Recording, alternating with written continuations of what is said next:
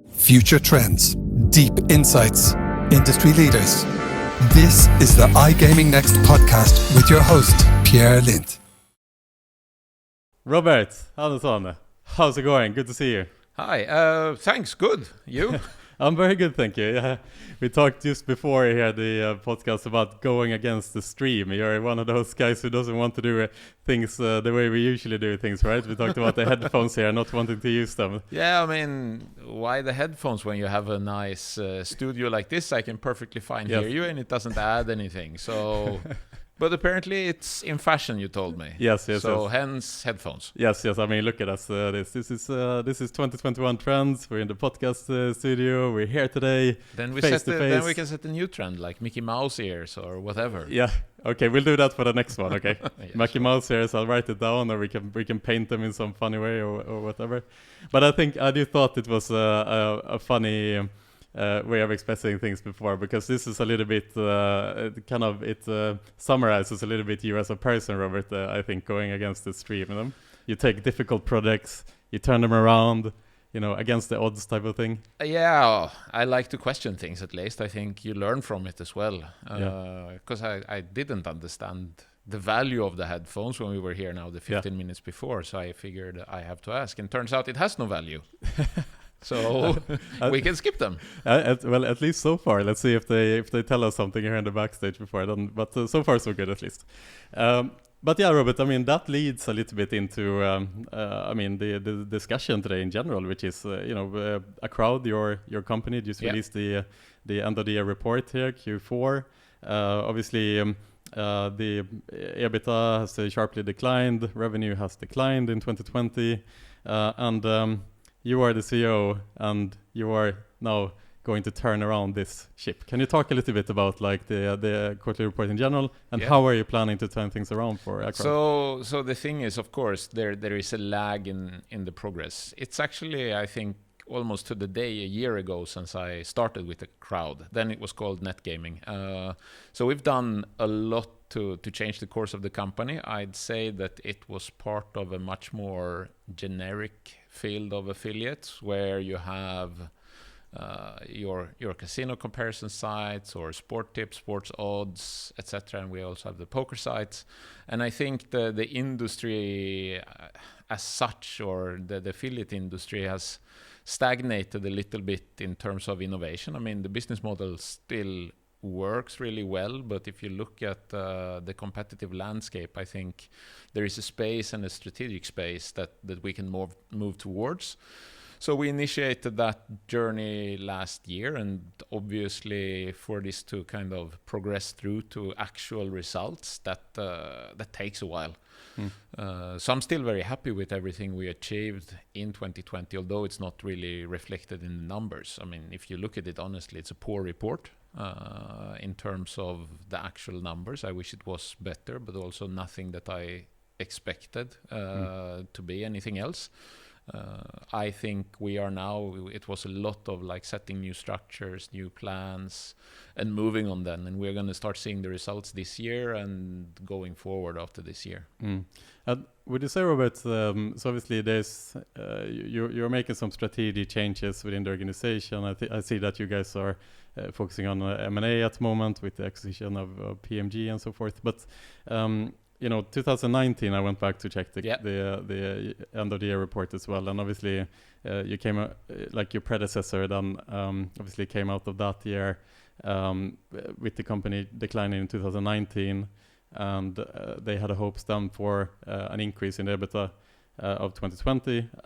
Would you say that the decline is mainly due to, you were saying, the competitive landscape? Is it also the regulatory side as well that are affecting you? What do you attribute the decline to specifically? The decline is quite easily attributable to one single market, and it's the Dutch market, which used to be the largest market for Acroud or net gaming even before. And there we had to stop operations because of the incoming regulations.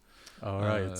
So we basically cut out our biggest chunk and the natural big dent, and that happened in beginning of July last year. So if you look between Q2 and Q3, there is a drastic drop, and that's attributable to the Dutch market. Okay, specifically. Simple as that. And on other markets, I would imagine then you've probably increased the revenue in them. We have increased in other markets, and you will see if you look back at the old reports that the company has been in decline for several years before I came in, and that's due to adoptions to certain regulations in certain markets. And also a lack of, I would honestly say, reinvestment in future business.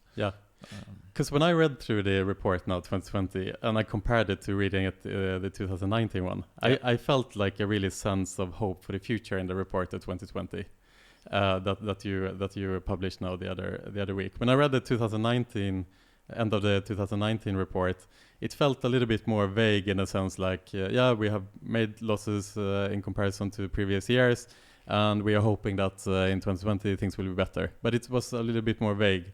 I think what in the report that I saw the other day, it seems that when I read that report, I feel a sense of optimism in the report. Like you are just mentioning now that you are going through this strategic change and you have a new approach to how you will find new revenue streams and securing the company, and it seems that you have really taken a big step outside of the comfort zone in this organization to kind of rebuild it in a sense. I don't know if that makes sense to you or.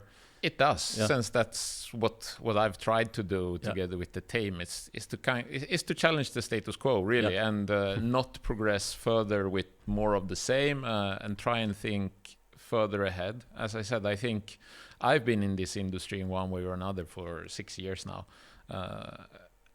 and I don't see it's hugely different from when I started.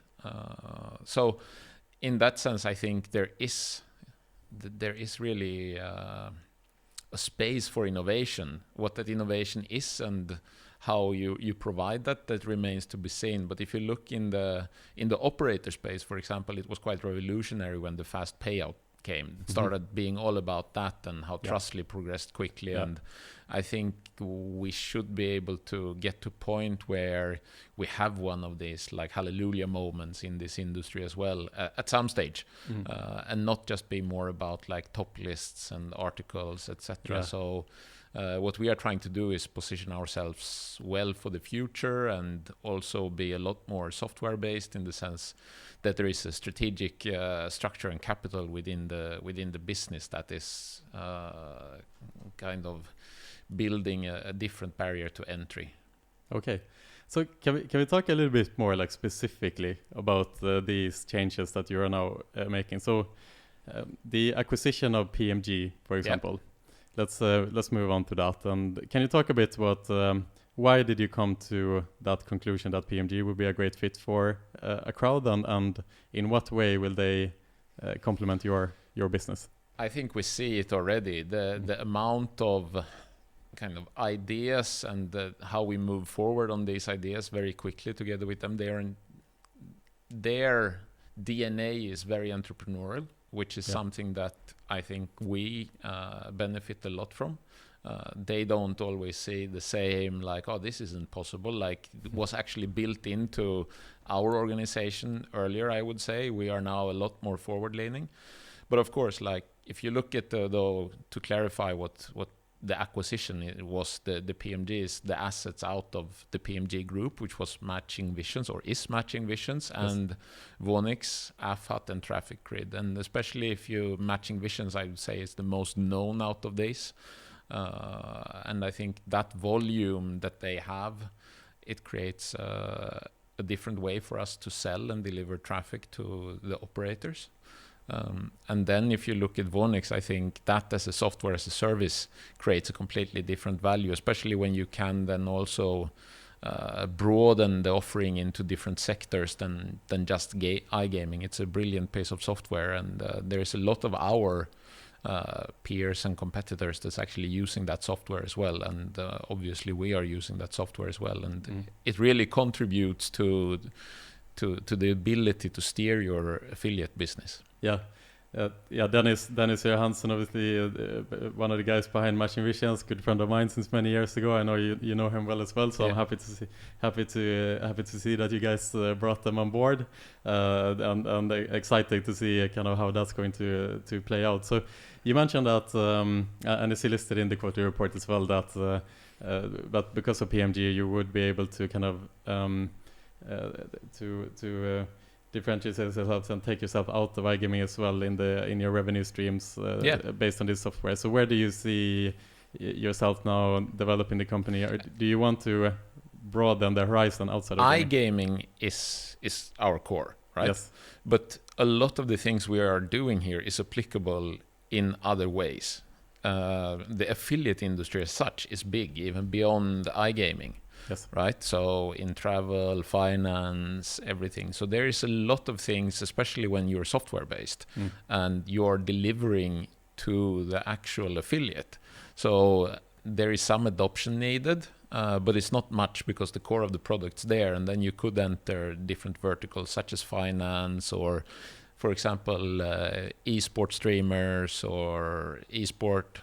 So there's a lot of really interesting fields. Of course, quite close to my heart is esports as well, considering I actually come from the traditional gaming industry before I joined the iGaming industry. So right, you were with DICE before, right? You worked with Battlefield, etc. You are the coolest dad ever, having that background.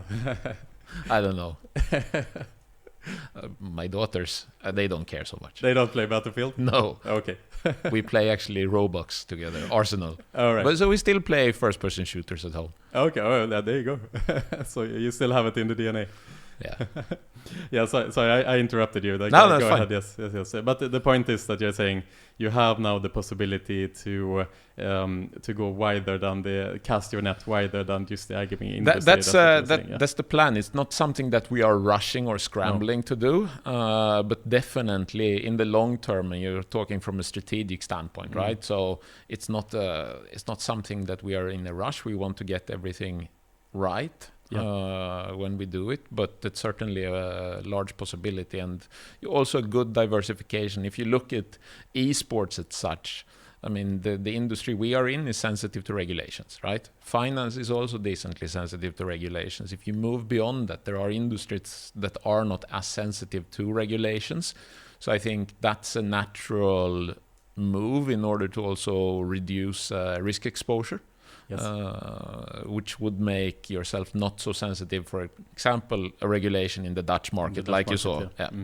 So that's part of the diversification. Yeah, and I noticed that as well, that you talked about the risk profile within the organization. That it seems to me that traditionally the organization have been prone to these risk factors, like the Dutch market, for example, and so forth. I mean, so this is a priority of yours now to. I wouldn't say it's a priority because then it would shine through everything we do. I'm actually not so risk averse in my behavior because I like to take bold moves, and I don't think we would have gotten to where we are if we just focused on risks. If you see what we achieved over the last year, which is like we refinanced the bonds, we raised capital, we changed name of the whole group, so we rebranded, and then we have gone through 3 loops of reorganization. So in that sense, no. But when it comes to revenue streams, of course, if we can diversify and not have the same risk exposure and volatility in the company, that's excellent. But top priority is still to grow top line revenue, right? Yeah. As well as EBITDA. But at the moment, I would prioritize top line even more. Okay. And so one thing that I noticed as well is that you guys seem to be focusing now on kind of taking on the streaming trend. Yes. Now, right, with like Twitch, YouTube, and so on. I know that in the report you're mentioning that you have signed a letter of intent with an unnamed. Yes, still remains unnamed. Streaming service, so I'm not gonna. Don't even ask. Yeah. It was a good try, but maybe next time. you can still maybe perhaps talk a little bit about your thoughts on where you want to take the company in that market, so say, within streaming. And what do you think about streaming in general? I think streaming is really interesting in general. I mean, you see it brings a lot of interest, and I think it also is addressing a different type of audience than the people going onto a casino comparison sites. They are watching maybe a stream because they are already interested in this, and they view it more as let's say entertainment rather than some sort of like consumer find the best offer. So it's a different target audience. And more people consume content that way. So I think it's really important for us to stay relevant. And the beautiful thing here is that we have developed a software in then the PMG. Part of why it was so interesting also to acquire them is that there is a solution that is adapted for building streamer networks that we are launching this quarter, I would say. So on top of what Matching Visions is doing with kind of affiliation, of course the streamers are also affiliation, but this is a different type of network.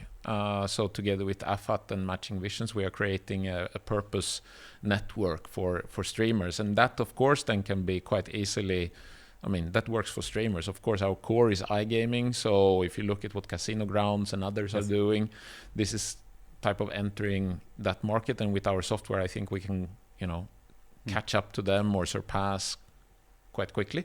But obviously this software also works beyond iGaming. Yeah, it'll be interesting to see how that trend is going to develop now, because I think the rise of Twitch and the fact how fast this segment is growing now with casino streaming is just an absolute, amazing how that came to be, and it just makes so much sense. It does for content production. It's great content. You want to see people's emotions, they winning, the losing, and it's a great way to kind of get the industry more out there in general. I think Yeah. I enjoy watching the streamers. So for us, this is one of our strategic efforts, is to kind of secure our leading position within that. Yeah. So you will kind of see yourself as a competitor then to like Casino Grounds, absolutely, IGG, and those guys as well, and so on and so forth. Yeah.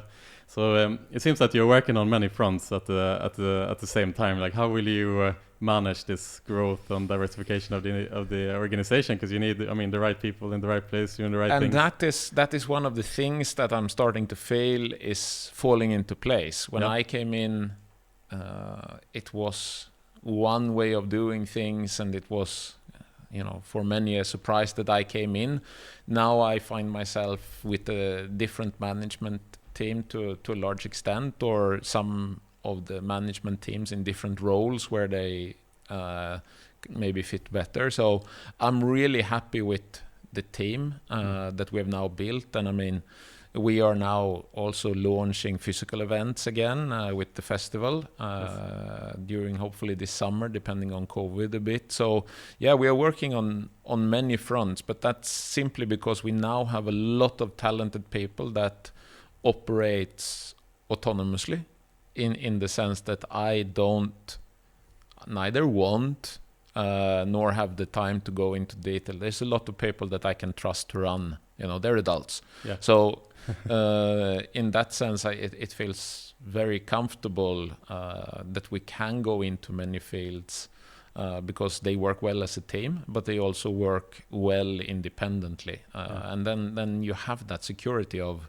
kind of moving into different fields, and there's a lot of experience with everyone with their area of responsibility. Yeah, so it seems like things are falling into place, and I think that's what kind of was a little bit the theme of the end of the year report, of the quarterly report, is that the pieces of the puzzle are coming together.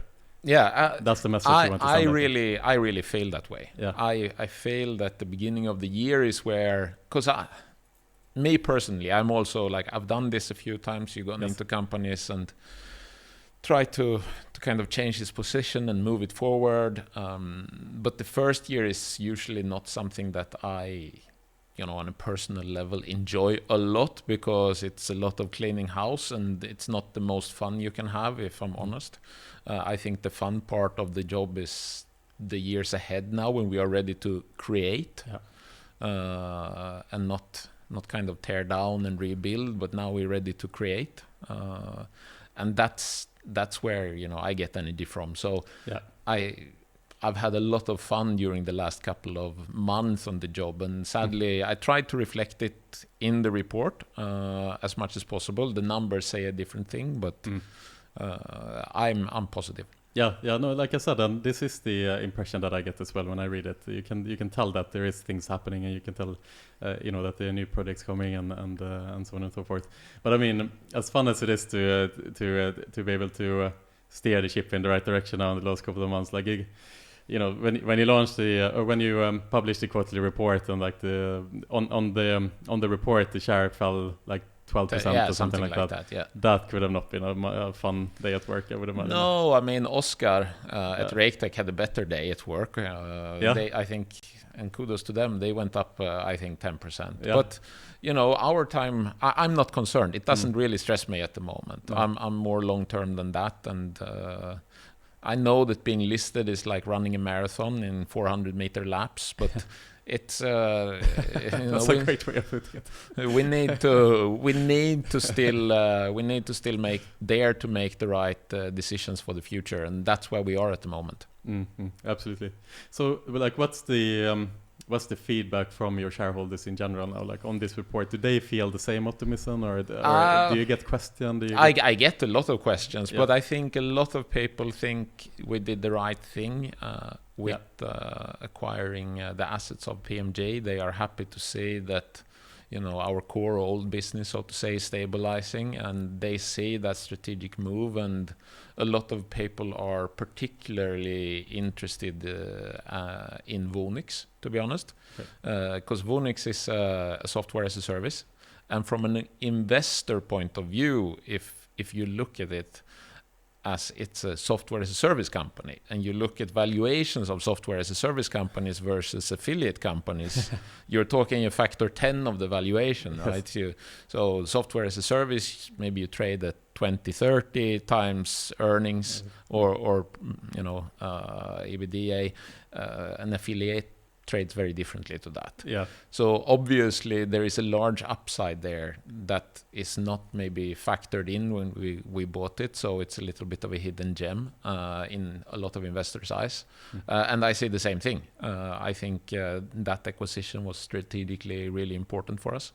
And I'm really happy that the guys decided to sell to us, because I know they've been approached in the past. They were approached even by me in the past when I worked at Catena Media. So it's nice that we found common ground now, and that they are on board, and their attitude is just superb. And I've heard that from Dennis actually in the past as well, that they were in talks to be acquired a couple of times. I know that as well, so it's not just something that you say. Obviously, I can confirm that too. So Robert, you mentioned Catena Media, obviously, and that's where you have your past. You were part of the growth of that organization. So that begs the question, of course, now, like, is the goal here for you to take on Catena Media?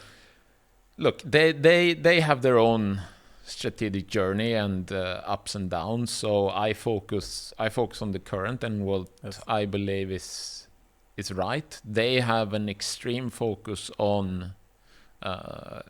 And I can't say what's going on the inside, but from me looking at the company, they are focusing on, let's call it classic affiliation, but US focused growth. So it's a very geographical focused growth story and valuation story, because obviously US revenue at the moment is valued quite high in the industry.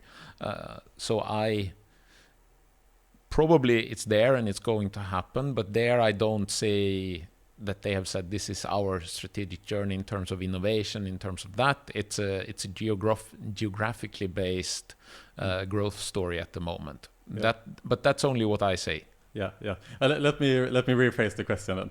Do you think you'll take over Catena Media in terms of market cap eventually? Look, I'm not gonna even bother to answer that. I wish them all the best in the future. Obviously, if we can surpass them, I think it wouldn't. But I wanna surpass them then on the merit that we are growing faster than them, not the fact that they had a decline. No, okay, yeah, you want to do it on the right terms. Yeah, okay. So the answer to that is yes. Eventually, What would I be CEO-wise if I said no? I'm happy sitting here. Yeah, exactly. We got a nice smooth sailing. Yeah. Yes, exactly. No, it'll be interesting to see how that will turn out. But you mentioned the US here as well. So Catena Media obviously focused on US-based growth, and this is something that the shareholders, I would imagine, that they appreciate as well, seeing a healthy increase in growth from the United States. Obviously, the US being predicted to be by far the largest market in the world eventually, although it is in its infancy right now. I'm sure you would agree with that. So I noticed something interesting in the quarterly report is that you already have 20% of the revenue of the group coming from the US already now. Yeah, that's correct. And you are still only licensed in 2 states at the moment, Pennsylvania. No, we have actually more licenses. I think we are up to, is it 7 or 9 licenses? Okay. Yeah. I just noticed in the quarterly report it was listed as 2 states that you are in. Pennsylvania and Michigan were mentioned, and then you are about to launch in Illinois and Virginia. Yeah, but we already in New Jersey, etc. So what you need to take a look at is also there is a good segment on that in the actual presentation, quarterly presentation, not the report potentially. Okay. But there is a few slides in there. Okay. But talk about like the revenue coming from the US, because I thought that was quite interesting that such a big chunk is coming from the US already. We have 20% of the revenue coming there, although it's remained quite flat. Percentage-wise, it's grown for us, so you can say hallelujah about that. But if you're a little bit of a math, you don't need to be a math genius even to understand that since we cut our largest market out, percentage-wise, US became bigger. Without necessarily having grown that much. We are refocusing efforts. I mean, it's still a large chunk and we have presence, and a part of our strategy is to grow in US, right? Hence we are applying for licenses. We have poker listings that are growing nicely. We have our other casino sites that are growing nicely. So of course US is part of our strategy, but it's not the singular strategy as it was before I came in. It was, like a lot of companies now out there talk a lot about US, and it is valued well by the investors. I just say that there is a life after US as well, and that maybe necessarily shouldn't be just the core strategy, because there's a lot of other ways to build value in this industry than just applying and launching affiliate sites in the US, right? It's part of it, absolutely. But it's not where I see it as a sole target. What would you say is like the US as a market is, I would imagine, is quite different from the European market and how you approach things. I have the impression, for example, that poker is a much more important product in the US, and obviously you guys run Poker Listings, one of the biggest poker affiliates, so forth. Am I right in saying that?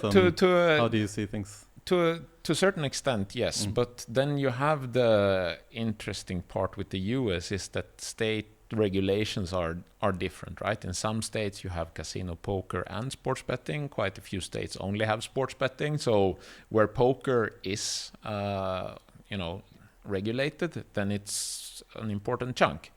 But a lot of states only regulate sports betting. That's why you like the likes of Better Collective, they are really well positioned since they are focused on sports betting to be able to take a large part of the US market quite quickly in that sense, because most of the licenses so far or regulations so far only allows for sports betting.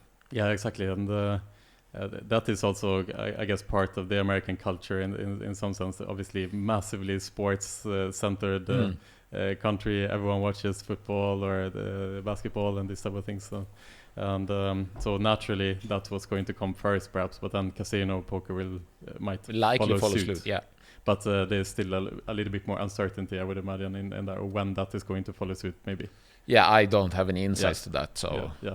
But that would be a fair statement to say. Like I would say it's a fair guess. Exactly. Cool, Robert. Isn't this fantastic so far? The headphones fit perfectly. I mean, we have a good conversation. I want to move this into kind of a little bit more on talking about you now, Robert. Actually. Yeah. Okay. Yeah. And, I mean, we've known each other now for a couple of years. Yeah, we have. And I followed, I follow your career. Moving through different organizations, and we talked a lot before about kind of how you turn things around for a lot of organizations, and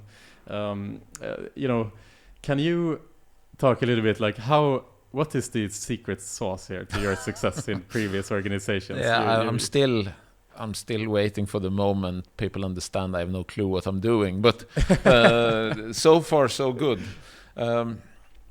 Now I just think that you shouldn't be afraid of taking decisions. I think that's one of the most common things that I've seen when something stagnates. Is that there is it's built into the culture that you are maybe scared of taking decisions for either there is too large consequences from its failure is not okay, so to say, right? Which it needs to be. When I worked for EA and we built Battlefield games, the idea was always to fail often and fail early. Yeah, that's how you get to a good product in the end, and that's been the case in a lot of organizations where I've come in. Also, when I took over the advertisement agency, I wouldn't say that there was issues with taking decisions. There, it was rather an issue with focusing on sales. So sorry to interrupt here, but you mentioned the advertising agency. I thought that's just a nice story of kind of how you turned a small organization around and turned it into something of value in general. Can you just mention that a little bit? What happened there? That's my first CEO job. The background there is actually, I don't know if I told you that, but that was my first job when I was a student. I started working extra I designed flash banners back then at an agency, and then I got to know the owners then, and then 10 years later I came back as the CEO of that company, which was fun. But they just came out of a reconstruction. So it basically was on the verge of bankruptcy. I think there again they had started a strategic repositioning, but also needed execution power in it. And together with the two founders, we dared to take some uncomfortable steps.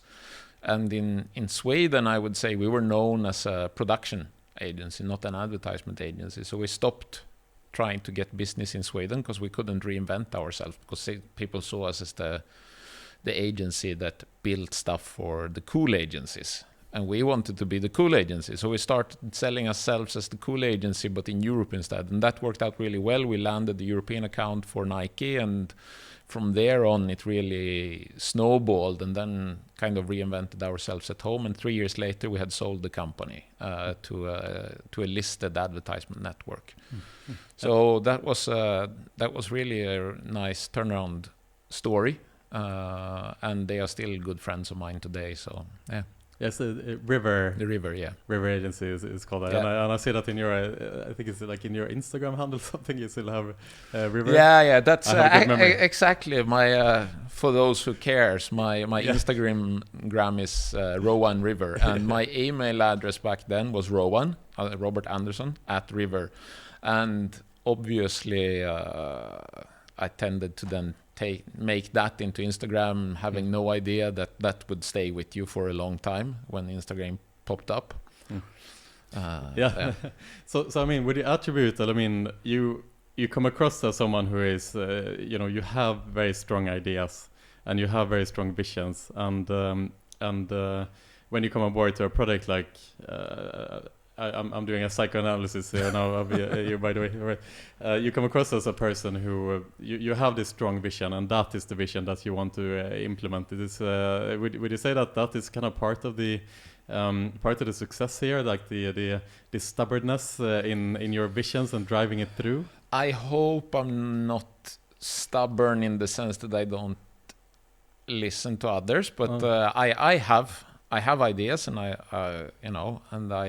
push for my ideas. I think that's part of my job, and why people hire me, hopefully, to get things done. And obviously, I go for what I believe is the right thing, and it's always good. You want people around you that question you all the time, because obviously some of my ideas are stupid. Luckily, they tend not to see the light of day, because someone smarter than me has told me that's not a brilliant idea, and then here is why. And then you go like, okay, maybe that's not such a good idea then. So, in the end, what we push for has gone through. It's not like I blindly run off into one direction. There is a whole bunch of people, and others comes with ideas to me that I didn't say, and I was like, holy shit, that's a great idea. So let's push for that. So I wouldn't attribute that to me being stubborn, but yeah, once we have buy-in on things, I think a lot of people can get to a point where everyone can build a consensus saying that this is a great idea. And then it tends to stop there. It's the execution power of getting it done. Like we should get a good example here is that we said we should maybe look into getting back into physical events, because it also generates not only top line, it generates brand awareness, it generates a lot of good content.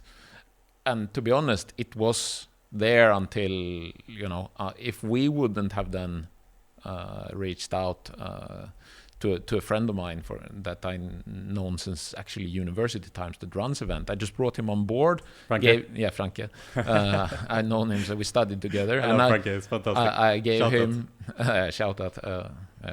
So.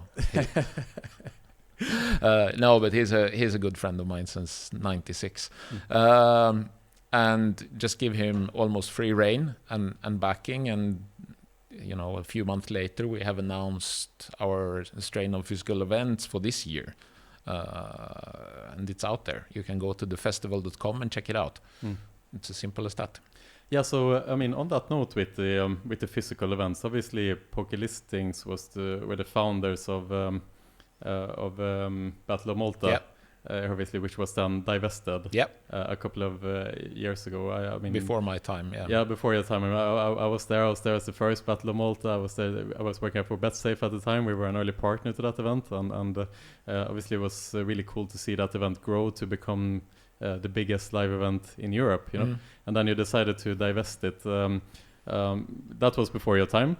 Do you regret it? Or do you do I regret something? You were not there, but if you could have made a choice in hindsight to keep that product within I know so little about what Battle of Malta was, to be honest, that I can't say that. So, and we can't change that, so it doesn't really matter. No. The way we are entering it again, I'm very happy with the thought about it, because it is not just poker, it's also roulette and blackjack, so it's like much more of a gambling in general related physical event, so it touches on more things than just poker. And Battle of Malta was very focused, and it was not, I would say it would be hard to create a touring event with Battle of Malta, since it's even in the branding specific to Malta. So potentially it's really good that we got the restart. I can't really, since I don't know the old product that well. But let's say like this then, with the new live series that you guys are creating, the idea here obviously is to create something quite big again. Yes. I would imagine that you guys are aiming to create something. The ambition level is not low. No, the ambition is to kind of create a new Battle of Malta, let's say. Yeah, or something even bigger, since this can be brought worldwide in a different way. Yeah. No, the ambition is to do a worldwide tour of this down the line. So this is the first season that you are launching now then? Yeah, and this is of course very COVID kind of COVID permitting. Yes, of course. Yeah. Yeah, that'd be cool. So that series will be run in a couple of different cities. We have 2 locations now. The first one is aimed for end of June in Tallinn. Okay, That'll be interesting to see that. I hope I have all my fingers and toes crossed for any form of live event. Yeah, Obviously, and being in industry. likewise. I in hope you industry get as well. going as well. Yes, yes, yeah. We keep our fingers crossed for each other here, Robert. I hope we manage. So just back to kind of yourself here, Robert, a little bit more. I want to stay on this topic too, because I mean, for me, I'm inspired by people who kind of do great things in this industry, and I think that you're one of them, which clearly shows that, you know, in any company that you've been with, you have obviously done really well, and as numbers have shown, you know, black and white type of thing. So okay, I understand that you're still trying to figure out kind of why that is, in some sense, that you have been able to turn things around in these organizations and so forth. But if we talk about leadership specifically, what would be like your philosophy in the way you manage people and bring the best out of them, let's say? I try and trust people more than I'm actually comfortable with. Okay. No, but it's quite easy that you want to, but then I know from my own aspect is like I get really frustrated when I get micromanaged or someone questions my thinking in too big detail, because that's not, and the freedom that I get in this company is something I've been longing for. I think that the trust from the board is really good, and they've been with me and backing me all the way with what I've put forward to them. So that's also really inspiring. But I think I want to give people that option to kind of, a lot of people's ideas, when you are passionate about your product, you have a lot of thoughts, but then you get shut down because no, it's not within our focus. So I try to create that space for people to grow. Even if I, you know, have to have internal conversations with myself, whether, you know, how much I dare to back off, so to say. But I try to really do that with the sole purpose of trying to make myself redundant one day, and then I can move on. Yeah. Do you see that as like the end goal? Is like the organization works so well that the CEO doesn't have to do much? Yes. I mean, for me, if you look at N Labs, for me, that was the perfect journey. Like maybe not like the perfect journey in everything that we achieved, but if you look at it, like I came in, we did the turnaround, and I felt like I delivered a lot of things and set it to the right track. But then I was also given the option to move back from day-to-day operations into the board, and so I haven't lost touch with that company still, but my position of steering is, you know, on a broader strategic perspective now, and I think it's really nice to be able to be involved in a great company like that, but also having the deep operational historical knowledge of the company, so you know, it's you can still contribute value. Mm-hmm.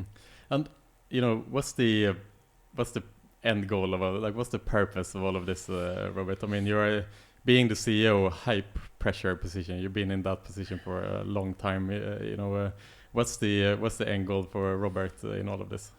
Do you love working? Do you love? I love working, and to be.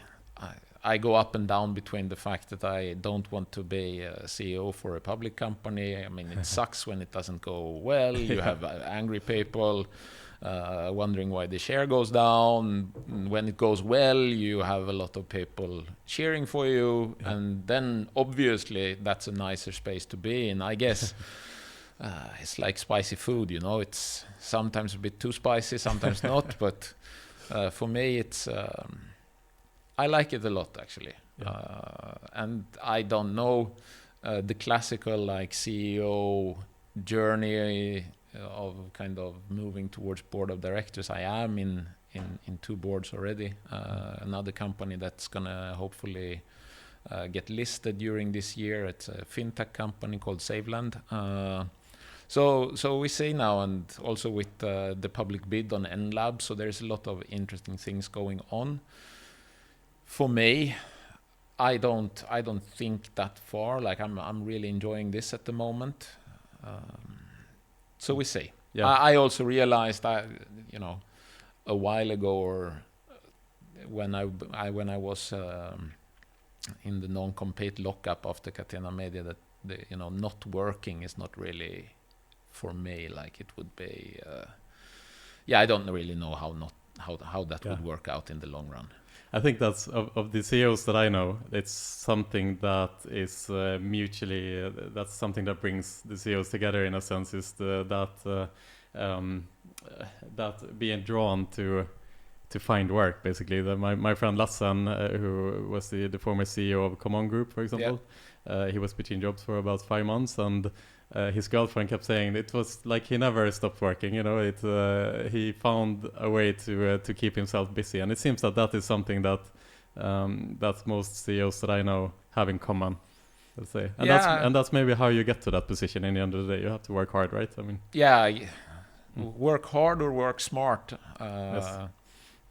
I try and spend some time of my day just, try at least to think a little bit and lift the eyes and think. I like working with strategy, so it doesn't need to be writing long emails, but I like. And now I have to say that in that sense, I think the Corona has given at least me on a personal level the option of having a way of working that suits me a lot better. I tried to work like that, you always work kind of thing. But now the rest of the world is kind of accepting that as well, that you work, you answer mails on Saturdays, and it just blends in more. And for me, it's always been a nicer way is when work and life blends into kind of one mass, instead of having the clear-cut work and then off time because you have to switch in between. And I don't think I'm very good at switching on or switching off, so it's better it just keeps going with everything. I think that's maybe that is something that is dependent on what position you have in an organization, because in some positions it's very easy to have that off switch, right? 6 p.m. you clock out, and from there you switch over to family mode and so on and so forth. But in as a CEO or managing director or most other high-ranking positions, it just doesn't work like that, right? No, it doesn't. Of course, you need to kind of be able to focus more or less on certain things. Like, and my kids would be extremely frustrated if I was on the phone constantly, which they get, obviously. But then I try to have periods, especially after school, where I don't necessarily, like, if there is a call nowadays. Before I was worse at it, then I would take the call and I would let it run for 45 minutes if needed. Now I politely answer that, can we do this after 8 o'clock when the kids have done their homework and gone to bed? And then so you still structure it a little bit, but otherwise but it's still nice to be able to get things done all the time. Yeah. Is that also a trend you see if you compare like young CEOs to a bit older CEOs? In the sense now really important. In which category are you putting me now? I was choosing my words very, very carefully here, Robert. But obviously you are an experienced CEO. Yeah. But you're still young and fresh. Oh, and how I mean, nice. We go on runs together, obviously, Robert. And how many old people do that? Run 10K on a Saturday morning. So I'll put you in the young box for now. There is a great expression in how you differentiate an old person from a young person. You want to know what that is? Yes, please tell me. You know that you're old when you fall down, you fall over, and no one lost anymore. And Robert, if you fall over, I'll laugh at you. Don't you worry. Good. Yes. I'm sure you will. yes, I will. So going back to the question, do you think that let's say like this Sunday, less experienced CEOs tend to get stuck in this mindset where they feel like they have to do 120% of what is expected of them at all times, and it's maybe sometimes as well this how do you say, maybe sometimes you feel this like imposter syndrome type of thing, like, am I worthy of this position? So they do that. I mean, I can. The first CEO position I had absolutely no idea what I was doing. I was winging it. because obviously I was offered a role I never done before. Yeah. And that was that advertisement agency. So kudos to them for believing I could do it. It turned out well in the end. So, but then you get to a point. What I try to do is, I use that a lot. Like, I don't want to do the Alanis Morissette song. That's my analogy here. What does that mean? I love choose your words carefully, because we. Yeah, no, but I think she had a song. I keep mixing it up, but she had a song where something like it's like 10,000 knives when all you need is a spoon. Mm-hmm. Yeah, so you don't wanna be those knives. So I think it really matters, and of course, for me, it's not. It's easy to get stuck on I worked 80 hours last week. It doesn't say anything about the actual output of your job. If you do 80 hours in the wrong direction, it's a negative 80 in terms of. Then it would have been better that you did, 30 hours. But you also don't need, you need to also not be scared of taking decisions. I think that's one of the things that at least has helped me move things forward, is you take big decisions often, and then you are ready to correct course, because it's quite dangerous to not taking decisions creates a vacuum of people not knowing what to do. So that's not good. Taking wrong decisions is really bad if you are determined to stick with wrong decisions.